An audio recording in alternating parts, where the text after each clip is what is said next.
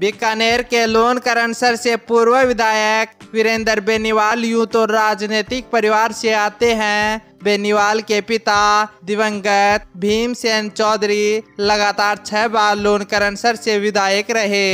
कहा जाता है कि वीरेंद्र बेनीवाल के पिता के सामने कोई राजनीतिक हस्ती नहीं टिकती थी। वीरेंद्र बेनीवाल ने अपने राजनीतिक जीवन की शुरुआत साल 2000 में उपचुनाव लड़ने के साथ शुरू की। पिता के निधन पर लोन करनसर में उपचुनाव हुआ।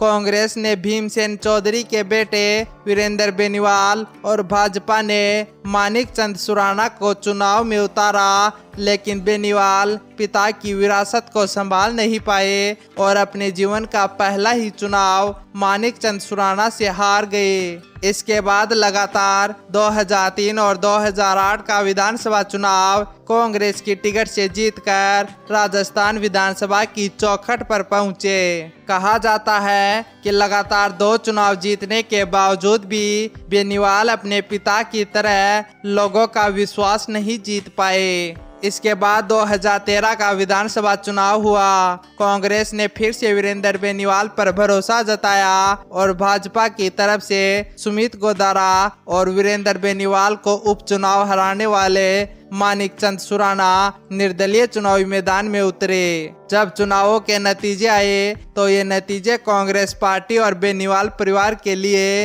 अप्रत्याशित थे। वीरेंद्र बेनीवाल महज चुनाव ही नहीं हारे बल्कि तीसरे नंबर पर चले गए। 2013 के बाद 2018 का विधानसभा चुनाव भी बेनीवाल परिवार की राजनीति छीनने वाला था। 2018 के चुनाव में कहा गया कि वीरेंद्र बेनीवाल अपने राजनीतिक विरासत को बचाने में कामयाब रहेंगे, लेकिन जब चुनाव के नतीजे आए तो वीरेंद्र बेनीवाल लगातार दूसरी बार यह चुनाव भी भाजपा के सुमित गोदारा से करीब 11,000 वोटों से हार गए।